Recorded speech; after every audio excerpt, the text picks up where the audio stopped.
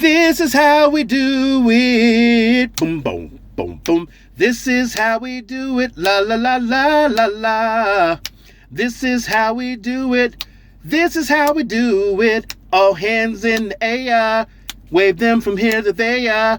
If you're an OG Mac or wannabe player, the hood's been good to me ever since I was a lowercase G. But now I'm a big G. See, I got money, 100-ounce bars, y'all. Kind of buzzing us all because this is how we do it. South Central does it like nobody does, nobody does. To all my neighbors, you got much flavor. Let's flip the track and bring the old school back. This is how we do it. Boom, boom, boom, boom, boom. This is how we do it. All right, guys, so 5150 here with my 11th take on this Montell Jordan song. Good grief. The iambic pentameter on this thing, if you don't know what iambic pentameter is, it's the rhythm of a poem or something that's supposed to rhyme lyrics, this sort of thing. So the iambic pentameter kicked my silver 5150 butt, but that's all right. We got through it. We're done. I ain't going back. We're going to get on with the show. So that was Montell Jordan, okay? Big music star from the 90s and early 2000s, and by big, I mean the guy is 6'8". He should have played basketball. I mean, sheesh. Anyway, his big debut hit, which is not actually called This Is How We Do It, is titled My Mommy, right? But I'm not going to argue with the guy. He's 6'8". Okay, so what do we got here, guys? We've got COMEX in the house. COMEX in the house, okay?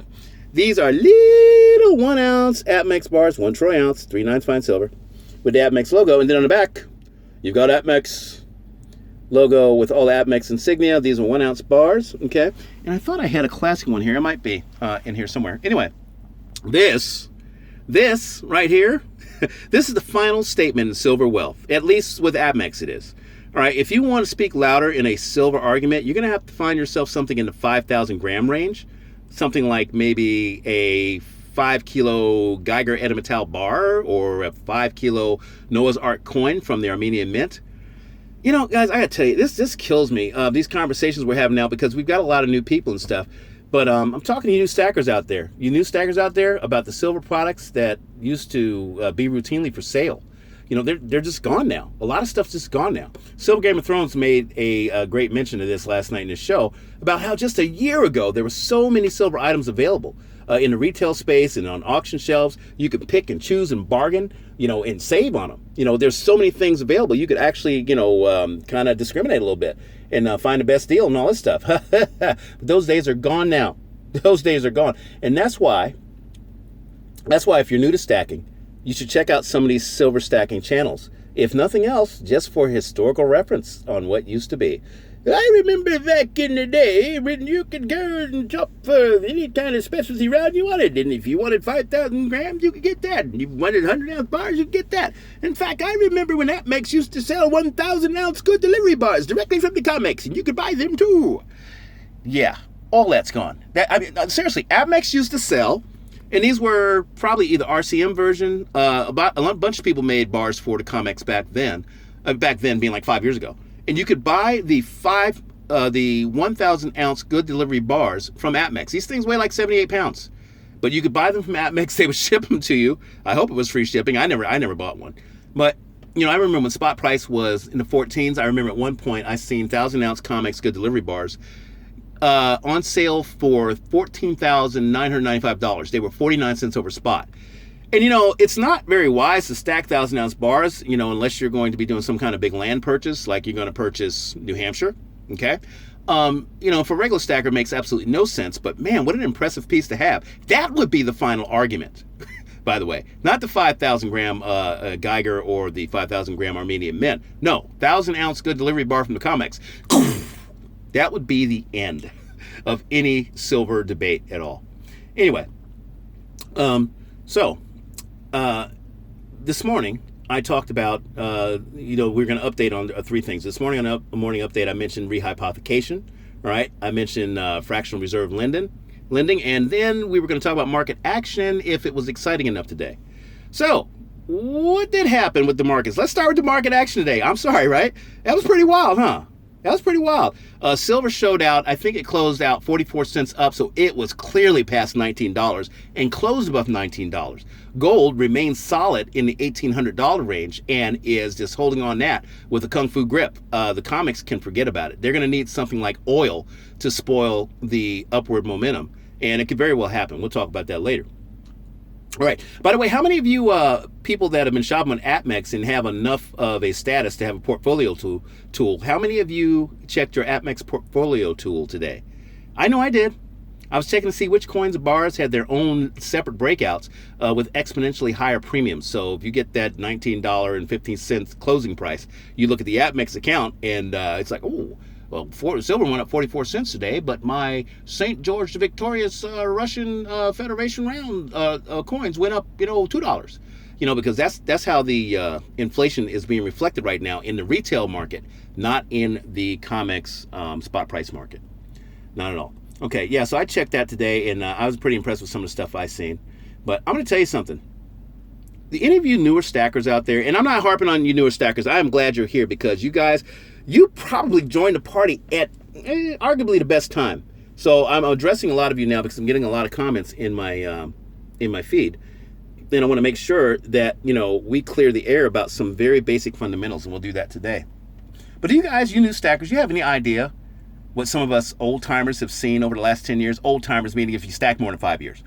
So I entered the silver market, I think probably 7 years ago.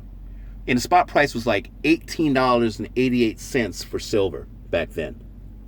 And that was down sharply from its recent $48 high. I think it was at $48, in 2011, and then in 2013, I found it at about $18.88, and I was like, oh man, I'm gonna catch this sucker at the bottom. I thought I was smarter than everybody. I went in and I bought, a lot of silver and stuff. And by the way, in the trading space, this is known as catching a falling knife. All right, because you'll probably get your fingers sliced off by even lower prices or losses, as they were, whatever asset you're after, trying to catch the falling knife, the lower prices, as it heads for the bottom. It heads for the real bottom. Silver's true bottom hadn't even come close. In fact, 1354 back in 2015 was not the bottom. It was 1177 this year. So I think I got probably 2 fingers left. But that's the trade-off. Look, you guys may have missed out on fatter inventories and lower spot prices and lower premiums, but you were spared years of agonizing price suppression schemes and false starts.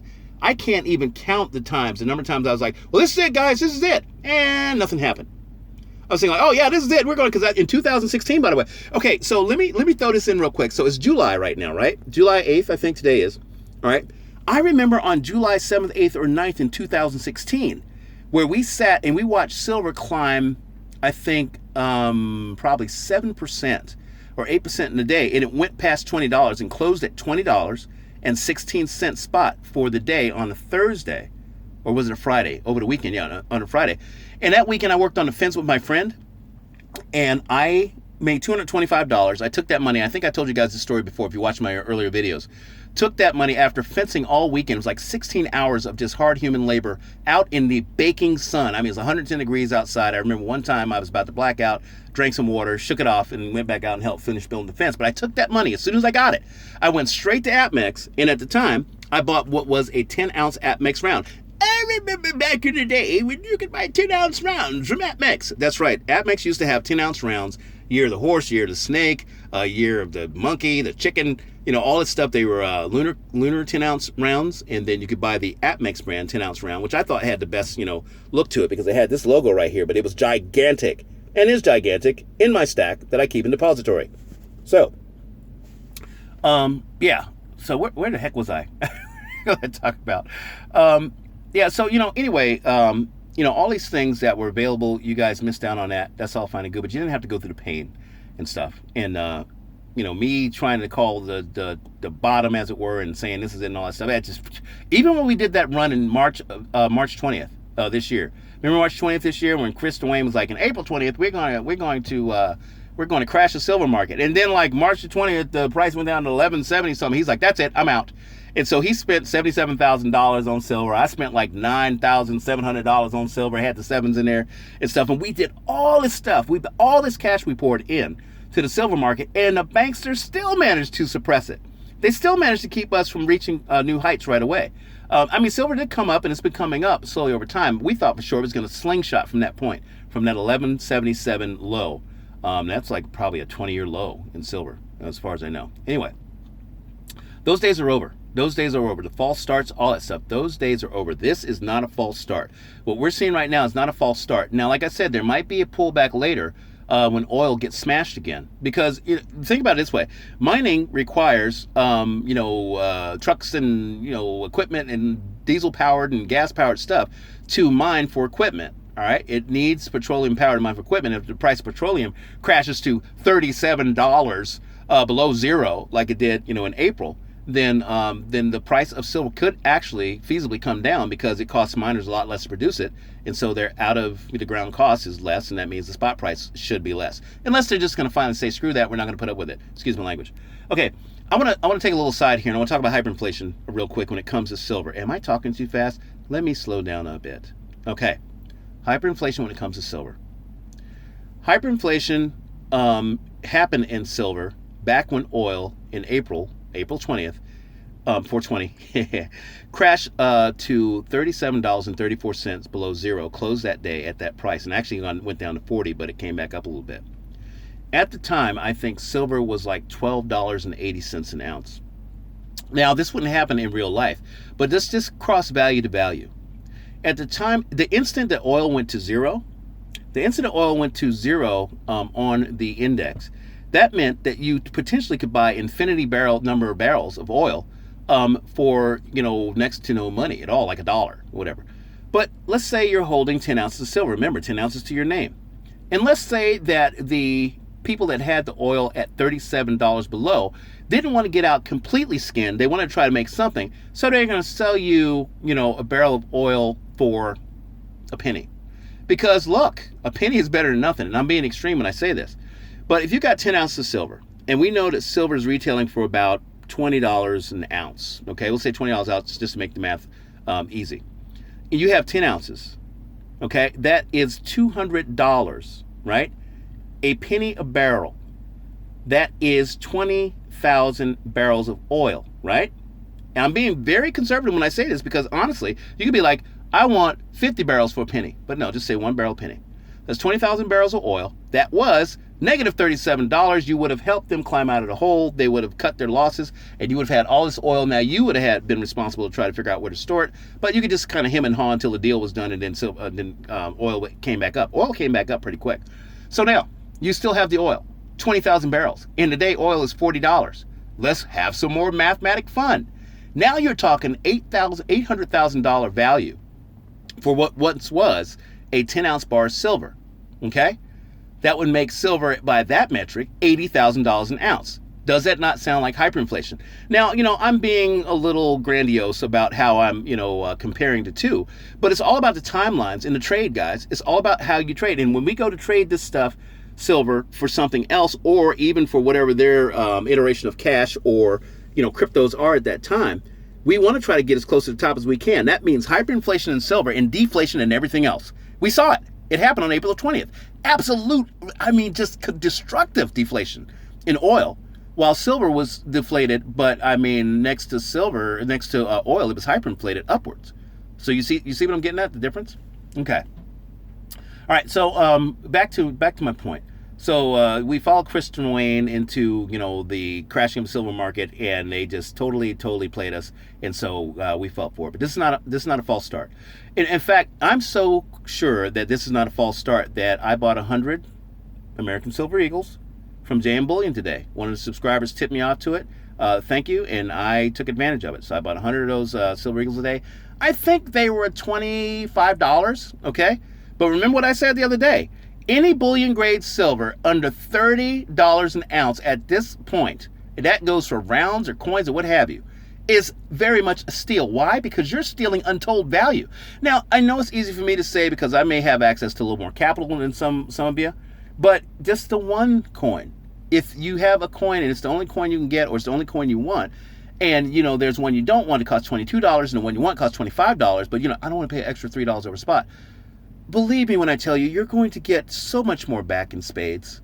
when you buy that ounce of silver. The $3, you're going to be laughing your head off at that you're actually quibbling about it. As long as you can afford it from the outset and it's not going to ruin you, buy that coin. Buy the coin you want, or buy, the one you don't want and save $3. It doesn't matter. Get the ounce of silver because the returns are going to be, for lack of a better axiom, mind-blowing. All right? Okay. So, we're going to take a break from the markets. We're going to talk about a rehypothecation real quick. I'm going to try to hit on everything today because I got a programming announcement at the end of this. So, rehypothecation, I was talking about this morning. Okay, and we're going to direct this at the COMEX because the COMEX is very, very deep in the rehypothecation process. So, rehypothecation is the act of committing one unit of anything. It could be a barrel of oil. It could be a sock. Okay, for sale to multiple parties. Right, one item, say one sock, for sale to 100 people. Right, and collecting the amount of money it costs from each and every one of them. All those different times from all the different parties involved without them knowing it, even though there's only one sock. Everybody thinks there's a sock for them and there's 100 socks. No, it's only one sock. And you're selling that sock 100 times to 100 people. They don't know it, but you do. That's what rehypothecation is. And these guys in the COMEX have been doing this with gold and silver. All right?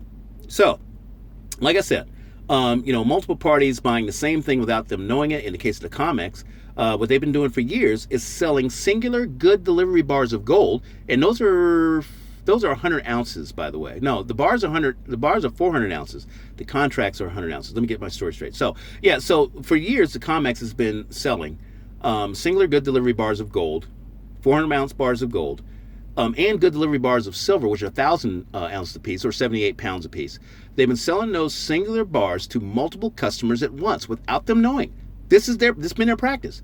Or maybe the customers do know. I don't know. Look, okay, let me take another side here. I'm going to tell you a story about this guy, Kyle Bass, who right now I think he's the hedge fund manager of Heyman Capital Management. This guy is an absolute front-running. Anyway, look here. This guy's he's a genius, all right? Back when he was the fiduciary of the Texas Christian University, I think that's his alma mater, Texas Christian University, he took physical delivery of $1.6 billion of gold, the good delivery bars from the COMEX. And they were like, what? Because that was unheard of. Everybody was trading. Nobody was actually taking delivery. This was back what? This is back 9 years ago?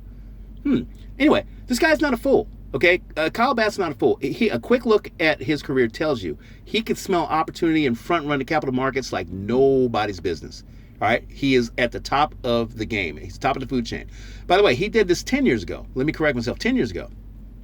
Check him out on Twitter, Kyle Bass, if you get a chance. And he's got some other, references in other places. I don't think he has a channel, but yeah, he is at Heyman Capital Management, and the guy is brilliant. Anyway, so the COMEX, they're selling these multiple items to customers, and not legally, by the way. Well, no, it's not illegal. It's actually legal what they do.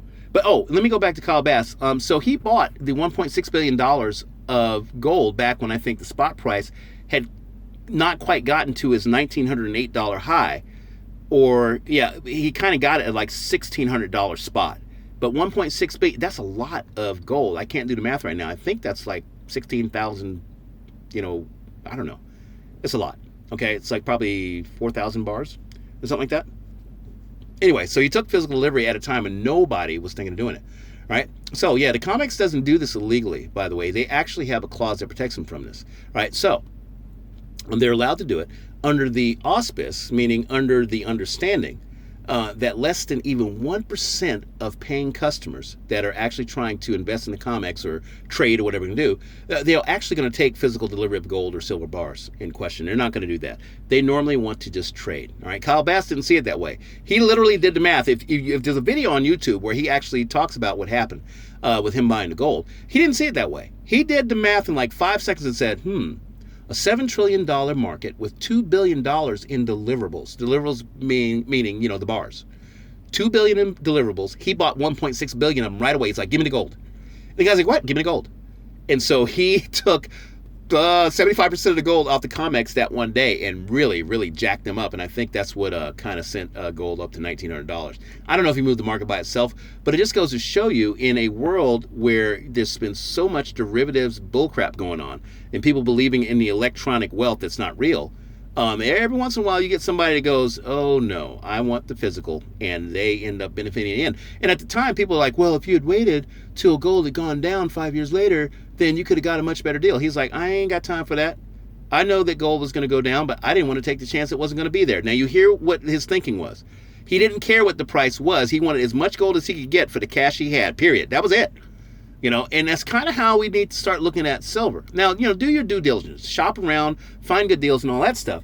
But don't not buy silver if you have cash to buy it simply because you're not happy with the price. Get as close as you can. Close is good enough in this particular case. Time is running out. So, be Kyle Bass and make the trade maybe a little early, but it's better than missing out altogether. Okay? You don't want to, be a can't get them.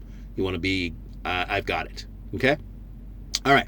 So, for years, this worked at the COMEX, as nearly all the COMEX customers were traders, up until here recently. And they were fascinated in just flipping 5,000 ounce COMEX silver contracts that are backed by the 1,000-ounce gold delivery bars we talked about, right? So that's it. If you look on the message pages, say on investing.com or even Yahoo or any of the places where they're trading silver, these people, they have ownership of 5,000 ounce contracts, even though, God, given the paper to silver ratio, they probably are actually only controlling about 10 ounces of physical silver in that 5,000 ounce contract, which means the paper to silver ratio is probably more like 500 to 1. Just my guess. But anyway, it's not important. What's important is that nobody was ever taking physical delivery up until recently. All right?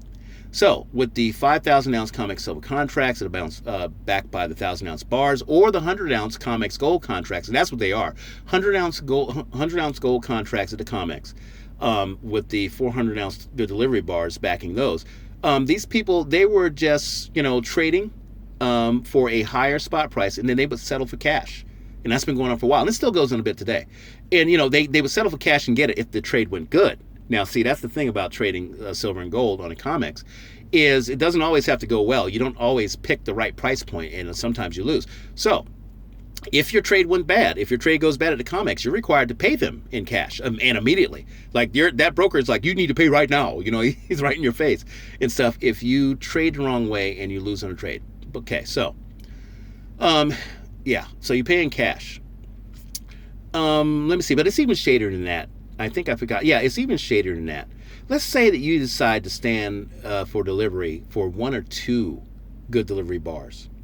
And you had a put in place. All right. Now, a put is the opposite of a, let's see, you have a, God dang it, I can't remember what the heck it says. So you put, and one of you guys help me out in the comments below. It's the opposite of a put. And the put is when you're betting on the price to go down on something.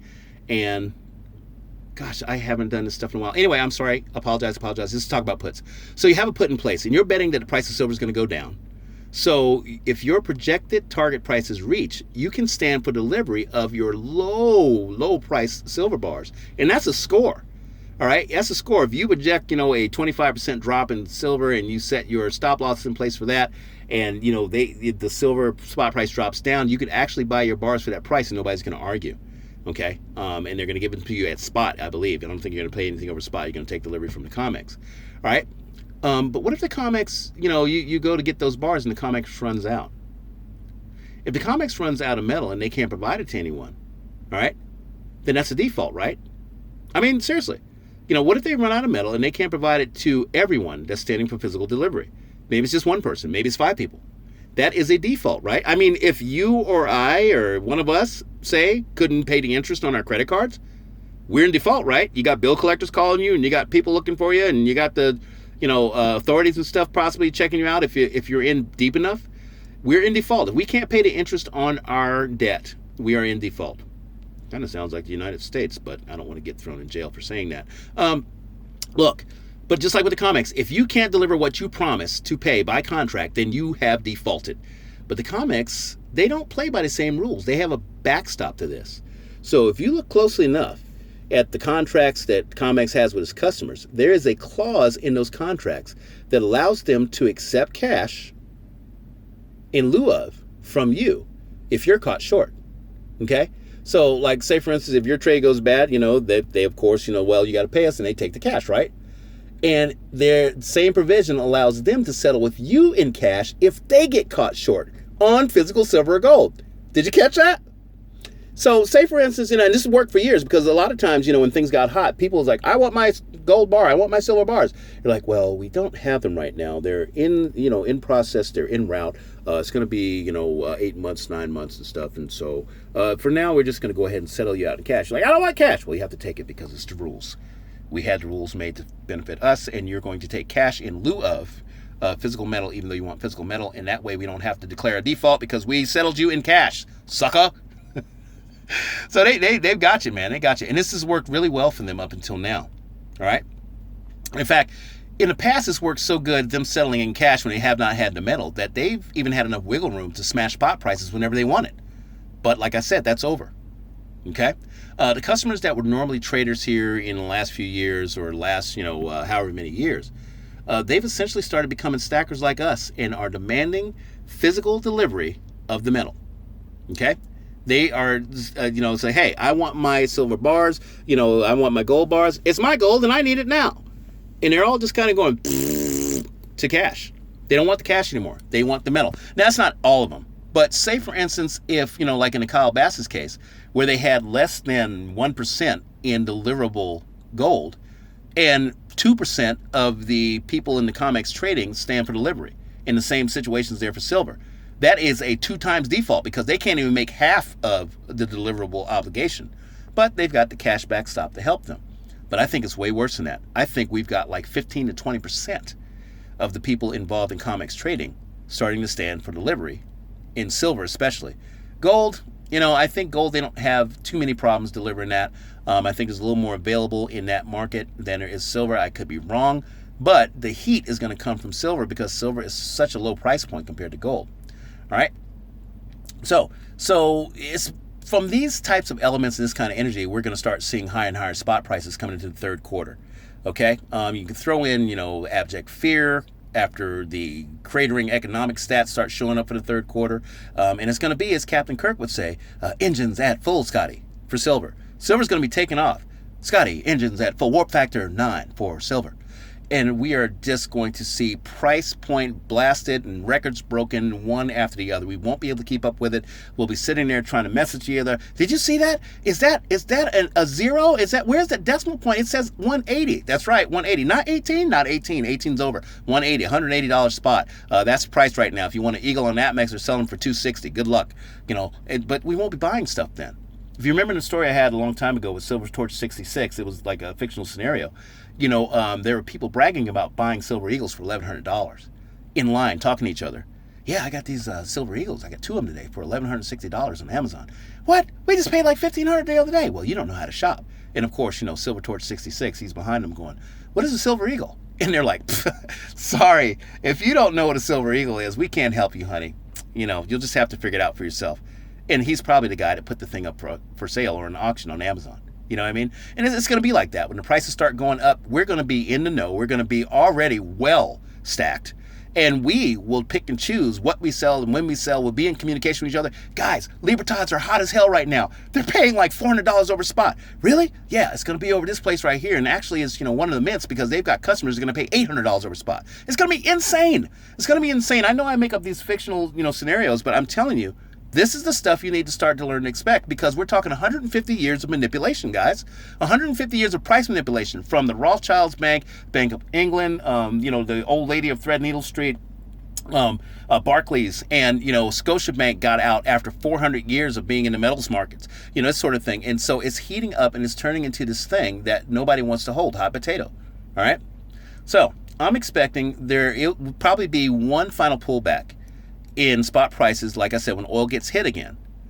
Then it's really going to be lights out after that. There's not going to be another opportunity to buy. So keep some dry powder on hand if you can, but if you see stuff you want and we're under $30 for an ounce, go ahead and get it. If you have the money to do it, go ahead and get it. Take care of the other stuff first. Make sure you have, food, water, security, clean air, cash, for emergencies, this sort of thing. You got to have fiat for emergencies right now. But if you have spare cash, please put it into silver. I would not recommend gold unless you can find fractional gold a gram, half a gram, a tenth of an ounce. But if you're buying ounces of gold right now when the spot price, well, when the ratio is 100 to 1, and you don't really have much else, you might want to look at buying silver instead. And in fact, this is going to bring me to some of the questions I had from my subscribers.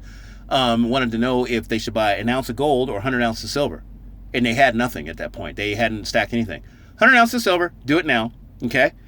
This was yesterday before the price went up, so I hope they bought yesterday before the price went up, got their 100 ounces of silver. And you know what? Look, I am still a believer that the gold to silver ratio is going to close.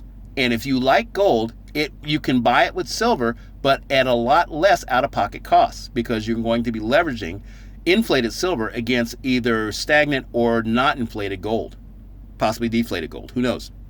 And that's what the ratios are.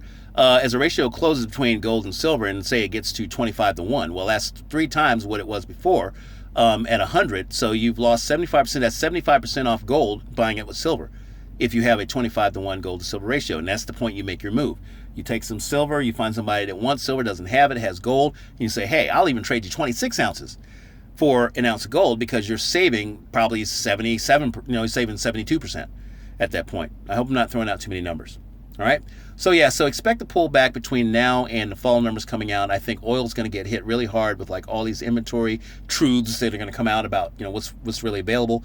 But conversely, gas prices should come way the heck down when that happens. So you're still going to win, even though you see your silver go down. Or if you're in the pool to buy, you will definitely be able to take advantage of those prices. I could be wrong, but I think we are going to have that one more pullback. It'll be in the energy sector before it's really lights out. Okay, guys. Wow, we didn't even make it to fractional reserve lending. So I guess we'll have to cover it tomorrow, maybe, in a morning update, which brings up the earlier program notes I mentioned. So, guys, you probably know, if you've been watching my videos, that I sold a lot of silver earlier, I think last month or earlier this month. No, last month. And, of course, a lot of stackers like, oh, my God, oh, my gosh, because I sold it like... I sold at like a 10-cent spot loss. So it was $1 spot loss. It was a lot. But I did it. It was an emergency condition for a family member, and I decided I was going to go ahead and revamp some things in my life. One of those things was a better living situation. So it looks like I got an apartment. I finally got a really nice apartment, which is very hard to come by where I'm at.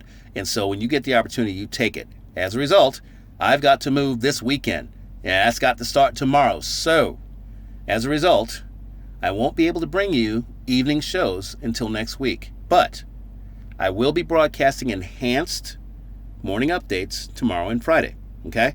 So at least there's that. And I was malingering, by the way. The reason why this broadcast so late is because I was malingering, hoping that the 1,495 subscribers would turn into 1,500 between, the time I put this together and now, but it didn't happen. So it looks like we'll be announcing a winner either tomorrow morning or Friday morning for our giveaway.